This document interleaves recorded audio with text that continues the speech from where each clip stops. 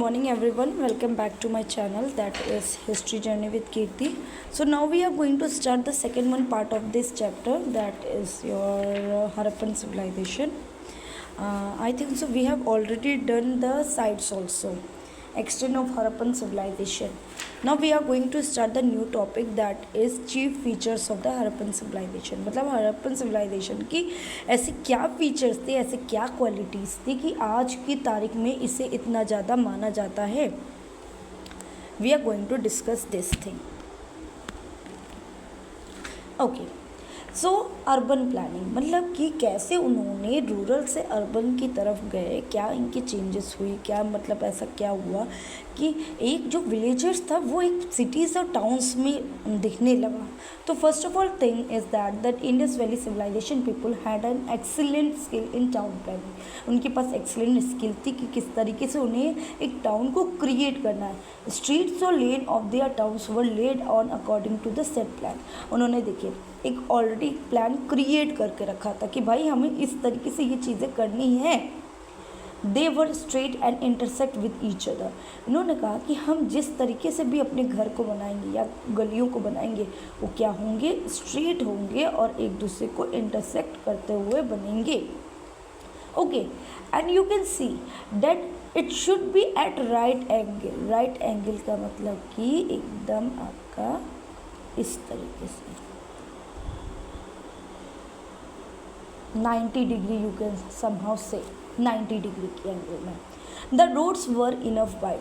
अब जब 90 डिग्री से इंटरसेक्ट हो गए तो जो रोड्स होते थे वो इतने चौड़े होते थे कि यू कैन नॉट एक्सपेक्ट. मतलब जो मेन रोड कहें तो वो 10 मीटर्स वाइड होती थी और कहीं की छोटी छोटी गलियां भी कहें, if we talk about the small lanes, वो 4 मीटर से कम नहीं होती थी.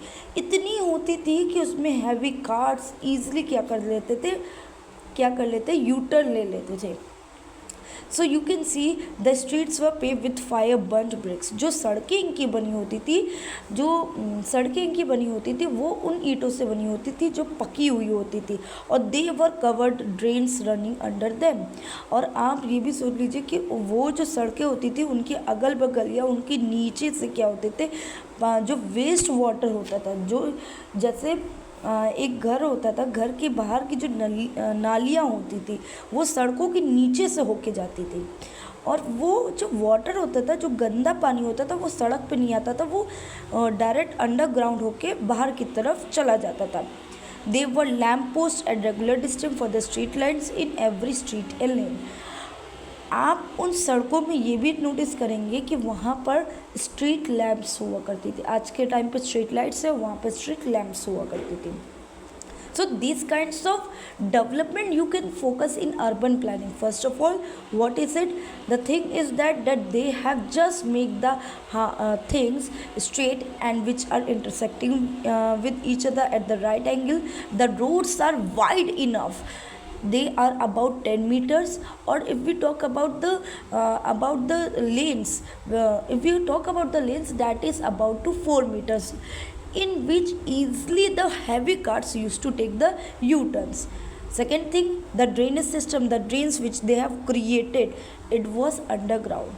Third thing, the streets which they have made, it was made by baked fire burnt bricks. Okay, and fourth and the last one, that is they were having a street lamps. Okay, now drainage system. अब हम drainage system की बात करें तो मोहनजोदारो, लोथल और other cities were known by their good drainage system. Houses drain empire into the main drains. The main drains run under the main street below many lanes. मतलब कि ये जो इनका ड्रेनेज सिस्टम था वो मोहनजोदारो हो गया, लोथल हो गया, और भी सिटीज़ की बात करें तो बहुत ही बेहतरीन था. जो हाउस थे वो मेन ड्रेन से जाके कनेक्ट होते थे. मेन ड्रेन क्या होता था, वो मेन स्ट्रीट के नीचे की गलियों से, अंडरग्राउंड आपने देखा, ये देखिए नीचे की गलियों से जाके क्या करता था, बहता था.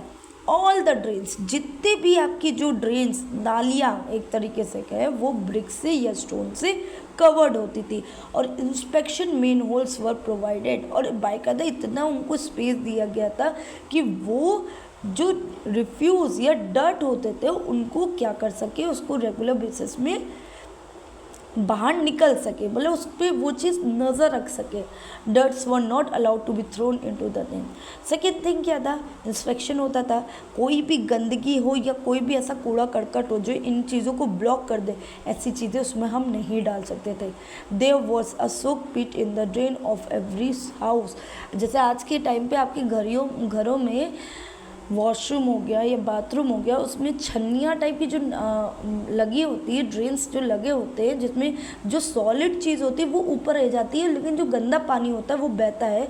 बिल्कुल वैसे ही हर घर में भी ये चीज़ें हुआ करती थी। Water supply was also very good. Means you can think that the things which we are using at this time period that was already done in that. Now come to the building and houses. I hope ये चीज़ें समझ में आ गई है। If you से I can just recall these things again. Okay, drainage system Mohenjodaro Lothal सब में हमने बहुत अच्छा देखा। घरों से पहले जो ड्रेन्स होते थे वो मेन ड्रेन पे होते थे, फिर मेन ड्रेन से स्ट्रीट पे, फिर इस बात जो ड्रेन्स हुआ करते थे वो आपके स्टोन से ब्रिक्स से कवर्ड हुआ करते थे। उनमें इंस्पेक्शन रेगुलर बेसिस पे हुआ करती थी। रेगुलर बेसिस पे ये देखा जाता था कि कोई सॉलिड चीज़ उन ड्रेन्स में डाला तो नहीं जा रहा है जिससे कि वो ब्लॉक ना हो जाए। इवन घरों में भी सोक पिट ड्रेन हुआ करती थी। Okay, now building and houses की बात करें। The people of the Indus valley have built 3 categories of building. 3 तरीके की बिल्डिंग्स हुआ करती थी, नेमली द लार्ज बिल्डिंग, पहली large building, the public bath, एक पब्लिक बाथ, और पीपल ड्वेलिंग हाउसेस, घरों पे जो मतलब कि अपनी क्लीनिंग बेसिस के लिए होता था। Now, the cities of Mohenjodaro and Harappa were divided into 2 parts। Mohenjodaro और जो हड़प्पा सिविलाइजेशन नहीं, हड़प्पा, ये 2 पार्ट्स में डिवाइड होती थी। पहला पार्ट आपकी एक रेस्ड ग्राउंड होती थी जिसे हम सिटाडेल कहते हैं, मतलब कि ये थोड़ा सा उठा हुआ और ये नीचे की तरफ, जो ये उठा हुआ होता था उसको क्या बोला जाता था, सिटाडेल।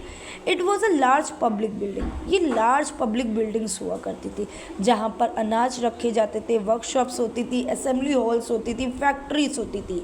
और दूसरा पार्ट जो सिटी का होता था वो लोअर साइड होता था, which was use to build houses. ये जो पार्ट होता था यहाँ पर घर मतलब बनाए जाते थे। ओके, सो अब हम इनके बारे में बात कर लें। Let us talk about the great granaries also. The great granary at Harappa was most important building in the citadel। जो great granaries मतलब जिसमें अनाज रखा जाता था वो citadel में बहुत important होती थी। It was also the largest, measuring 61.5 metre long, लंबाई में वो 61.5 मीटर और चौड़ाई में 15.5 मीटर होती थी। सिमिलरली द लार्जेस्ट बिल्डिंग, इसी की तरह मोहनजोदारो में भी एक ग्रेनरी पाई गई है जिसका 46 मीटर लॉन्ग है, 15 मीटर वाइड है। ये बहुत इंपॉर्टेंट है, 46 metre long and 15 metres wide. Mohenjodaro में एक तरीके की ग्रेनरी मतलब जहाँ पर अनाज रखे जाते हैं, ठीक है। सेकेंड इनका क्या पाया गया, the great bath at Mohenjodaro.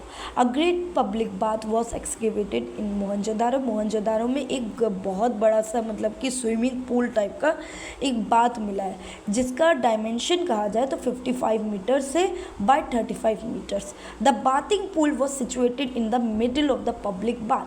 ये जो पूल है वो पब्लिक बाथ के एकदम बीचों बीच क्या है, बना हुआ है। It measured 11.5 meters by 6 meters in length and breadth। 11.5 metres क्या है, लेंथ में है और 6.9 मीटर्स ब्रेथ में है। The depth of the bathing pool was 2.4 metres और इसकी जो गहराई है वो 2.4 मीटर्स है।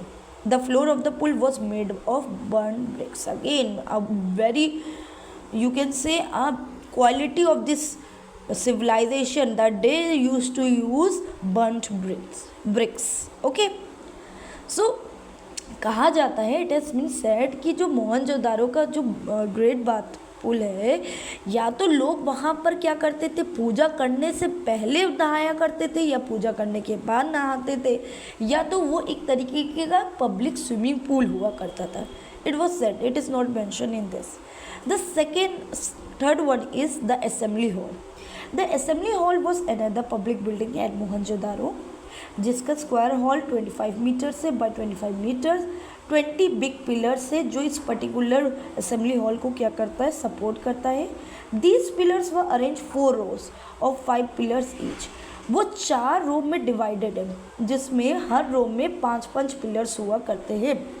द रूलर्स, इस असेंबली हॉल में रूलर्स क्या करते थे, अपनी मीटिंग को हेल्ड किया करते थे. मतलब इस असेंबली हॉल में मीटिंग्स रखी जाती थी. जो रूलर्स हुआ करते थे वो इसमें मीटिंग किया करते थे.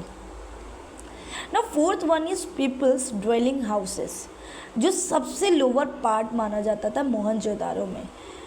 The houses unearthed were different size. इनकी जो साइज़ होते थे वो अलग अलग टाइप के होते थे. From 2 houses to partial ones, दो रूम से from 2 room houses to partial one, 2 room से लेके 1 रूम का भी घर हुआ करता था. मोस्ट ऑफ दीज हाउसेज, अब हम इन हाउसेज की बात करें तो इनके पास डबल स्टोरेज, मतलब कि दो मंजिलें हुआ करती थी. As clear from the stem mark. The first floor sleeping वाला हुआ करता था, और भी रूम हुआ करते थे. द हाउसेस, जो घर होते थे वो बेक्ड ब्रिक्स, फिर से ब्रिक और मड मोटार से बने होते थे.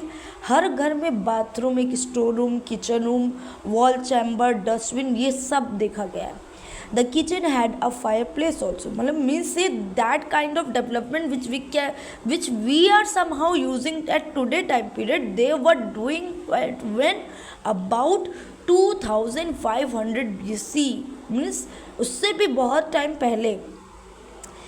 So in the courtyard they placed an oven also. oven भी हुआ करता था. Housewife used to grind spices with a pestle and mortar. Bathroom have paved and slanting floor. मतलब ऐसा बाथरूम होता था जो पानी मतलब कि रहता नहीं था, वो यूं इस तरीके से मतलब बह जाता था. The roof were flat and made up of mud से, रीड से, वुड से, इन सब से बना होता था. Each houses had is own well. हर घर में हर किसी का कुआं हुआ करता था, तो वहाँ पर रेगुलर वाटर सप्लाई की कोई भी इशू नहीं हुआ करती थी. So today I have just discussed the chief features of the Harappan civilization, that is about the urban planning, building and houses we have discussed. Now tomorrow we are going to discuss about the art of sculptures and craft. Till then, like, share and subscribe my channel. Thank you.